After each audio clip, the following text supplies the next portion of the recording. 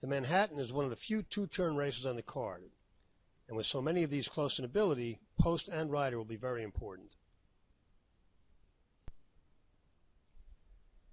Big Blue Kitten shows the classic sheet of a grass stake horse, with 3 years of figures in just a 1.5 point range. He got slightly better last year at age 7, and second off a layoff should throw his best remaining shot now. But there are several in here as good or better on their best, and he spots weight to almost all of them. So even with a good trip, he could get a check, but is unlikely to win. The Visadero was pretty good last year before going wrong. This year he's much better. And if he could run back to his new top he ran last time, he has a big shot here. Grass horses do pair up tops very often, and this one has had 5 weeks. But that top represented a lot of development from 2 to 3 and could set back a horse with a history of soundness problems.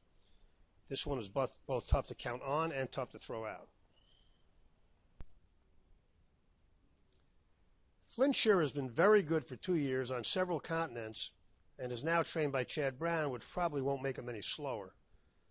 Note that Europeans are much more conscious of ground loss than Americans. This horse saved ground at Santa Anita, Maidan, and Saratoga, so the net effect of the numbers he ran was even better. This time he spots a little weight to good horses, so he'll have to run his best and save ground to have a shot to win. It will be interesting. Grand Tito looked to be a solid middle distance horse, but it became clear recently that extra distance was not an issue.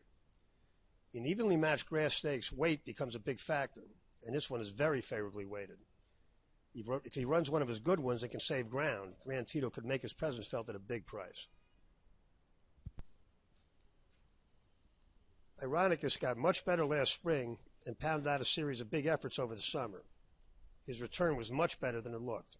He carried high weight and was 3 wide on both turns. This horse hasn't gone back in a 1.5 years. Pairing up his last might be good enough here with a better trip, and there's some chance he's going to run a new top. Wake Forest saved ground in his last 2, making those efforts look better than they were. He's never run fast enough to threaten here.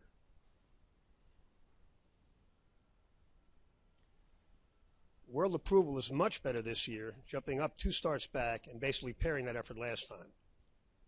It's unlikely he'll go forward again soon, but he could repeat his last, making him a borderline contender.